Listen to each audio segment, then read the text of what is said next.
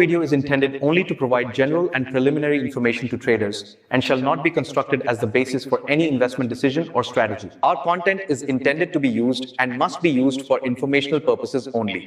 Please consult your financial advisor before investing.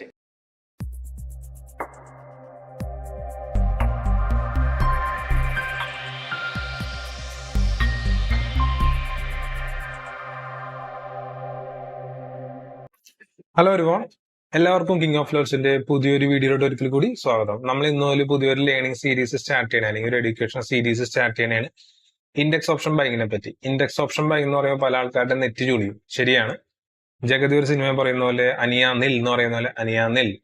Index option buying എന്ന് വെച്ചിട്ടുണ്ടെങ്കിൽ ഒരു മാന്യമായ റിട്ടേൺ ഉണ്ടാക്കാൻ പറ്റുന്ന ഒരു മേഖല തന്നെയാണ്. പക്ഷെ അതെങ്ങനെ, അതിനുള്ള ഒരു സീരീസ് ആണ് നമ്മൾ സ്റ്റാർട്ട് ചെയ്യുന്നത്. ഒരു ബിഗിനർ ലെവൽ ടു പ്രോ ലെവലിലോട്ട് പടിപടിയായിട്ട് എങ്ങനെ മുന്നേറാന്നുള്ള കൺസെപ്റ്റിലാണ് നമ്മൾ ഒരു സീരീസ് ഡെവലപ്പ് ചെയ്തേക്കുന്നത്.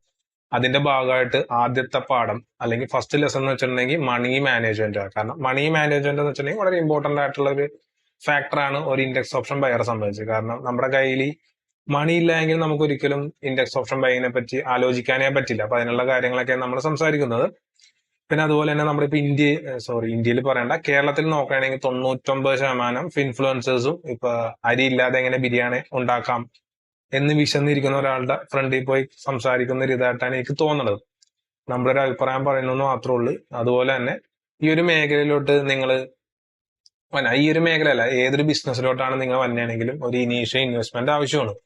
കാരണം ഏതൊരു ചെറിയൊരു കമ്പനി സ്റ്റാർട്ട് ചെയ്യാൻ വേണ്ടി പോലും ഒരു 15,000 അല്ലെങ്കിൽ 20,000 ഒരു 50,000 രൂപ വരെ ഒരു ഇനീഷ്യൽ ഇൻവെസ്റ്റ്മെന്റ് അതിന്റെ രജിസ്ട്രേഷൻ കാര്യങ്ങളായിട്ട് വരും.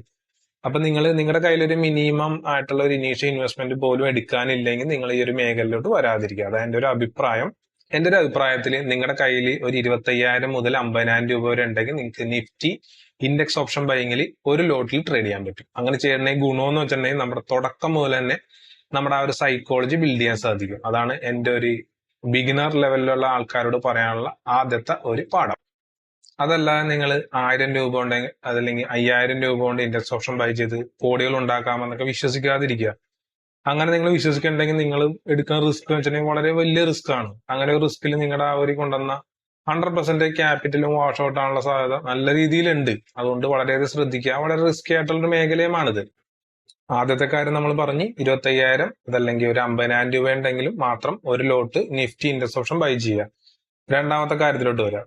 നിങ്ങൾ ഈ ഒരു മേഖലയിലോട്ട് കൊണ്ടുവരുന്ന ആ ഒരു എമൗണ്ട് നിങ്ങളുടെ ജീവിതത്തിൽ ഒരിക്കലും നിങ്ങളെ ബാധിക്കാത്ത എമൗണ്ട് ആയിരിക്കണം. എക്സാമ്പിൾ എന്ന് വെച്ചിട്ടുണ്ടെങ്കിൽ ഒരു മെഡിക്കൽ എമർജൻസിക്ക് വേണ്ടി വെച്ചേക്കണ ഒരു എമൗണ്ട്, അല്ലെങ്കിൽ ഫാമിലിന്റെ അത്രത്തോളം ഇമ്പോർട്ടൻസ് ആയിട്ടുള്ള കാര്യങ്ങൾക്ക് വേണ്ടി വെച്ചേക്കണ ഒരു എമൗണ്ട്, അല്ലെങ്കിൽ നിത്യച്ചെലവിന് വെച്ചിരിക്കുന്ന ഒരു എമൗണ്ട്, അല്ലെങ്കിൽ നിങ്ങളുടെ കുട്ടികളുടെ വിദ്യാഭ്യാസത്തിന് വെച്ചിരിക്കുന്ന ഫണ്ട്, അതല്ലെങ്കിൽ നിങ്ങളുടെ കുട്ടികളുടെ കല്യാണത്തിന് വെച്ചിരിക്കുന്ന ഫണ്ട്, അതല്ലെങ്കിൽ ബാങ്കിൽ നിന്ന് ഏതെങ്കിലും ലോൺ എടുത്ത എമൗണ്ട്, അതൊക്കെ കൊണ്ട് ഇൻഡെക്സ് ഓപ്ഷൻ ബൈ ചെയ്യാൻ വേണ്ടി ആരും വരരുത്. അതൊക്കെ നിങ്ങളെ വലിയ വലിയ കടക്കണിയിലോട്ടും വലിയ വലിയ ബാധകളിലോട്ടും കൊണ്ടെത്തിക്കും.